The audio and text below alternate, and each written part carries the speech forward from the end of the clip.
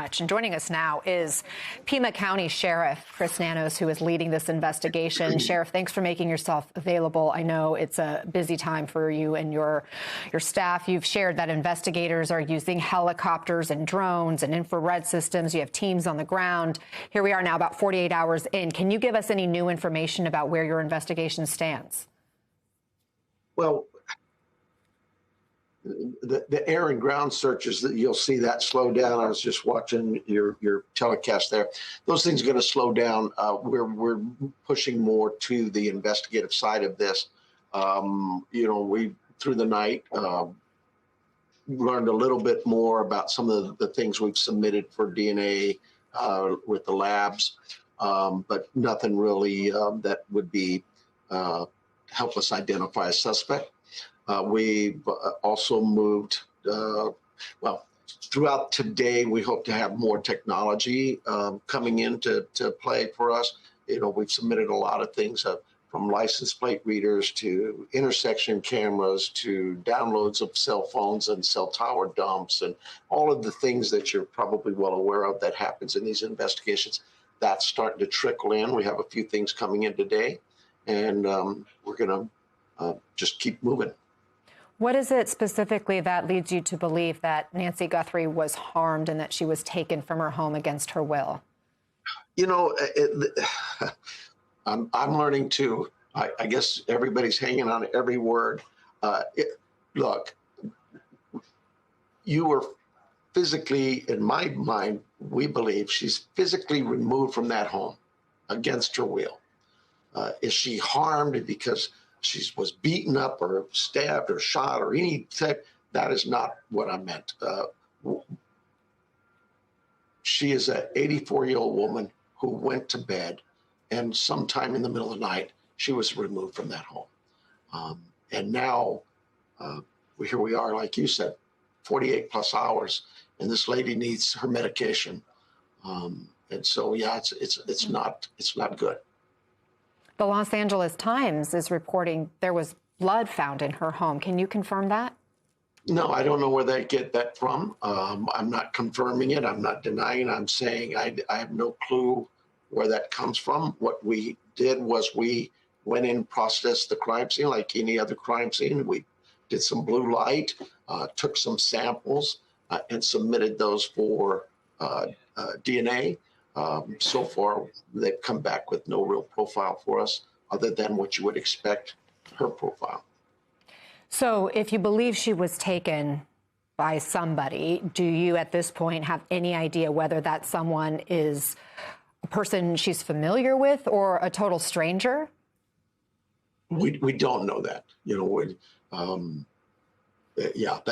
We're just too early on. Like I say, some of the evidence that we've submitted for analysis and a breakdown, I wish it came as fast as we could, but we can only move as fast as that information is gathered and submitted, and the results come to us.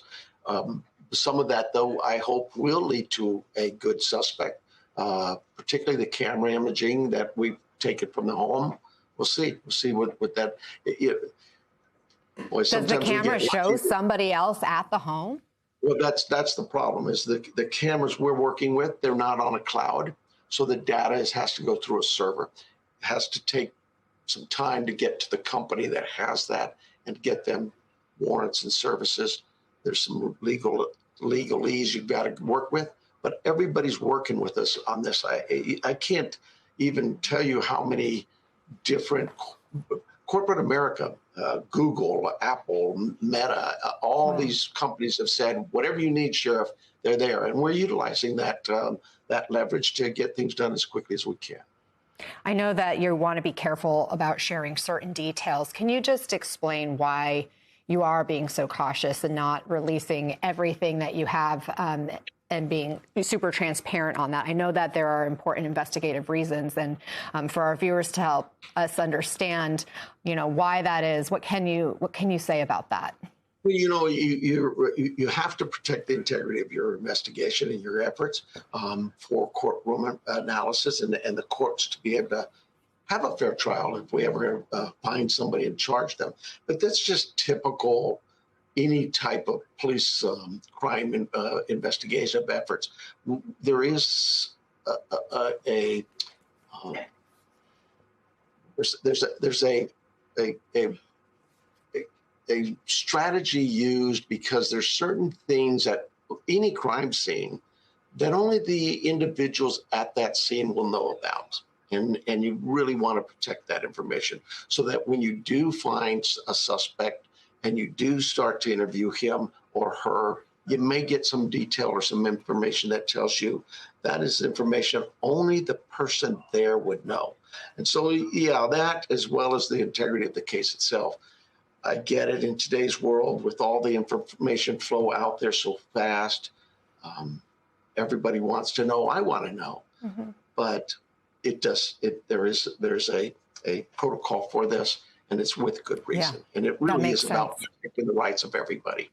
Of course, there's always urgency in any missing person investigation, but this one is especially critical because, as you've shared, Nancy Guthrie needs her medication to survive. Yes. You've been asking the public for help in this case. Has that generated any significant leads? Absolutely. And I thank you, the media, and everybody out there from just local to national. We're getting in a lot of leads and a lot of good tips. We're chasing those down. Unfortunately, right now, nothing's come up to say, this is really solid. This is the direction we're going in. But I continue to ask, please call that number you put up on your screen. And if you've got any kind of information, just give it to us. We also have a link on our website at the Pima County Sheriff's Department website, where if you've got a photo or a video or anything, you can hit that link and download it to us immediately. That helps us tremendously as well. And again, we put up that number for those who may be listening and didn't see it. I'll read it to you. It's 520-351-4900. Of course, you can also just call 911. Sheriff Chris Nanos, thank you so much for taking the time with us. We appreciate it, and we wish you and all the people involved in this search the best of luck. Hopefully there is the break you need very soon. Thank you. Thank you so much. I appreciate it.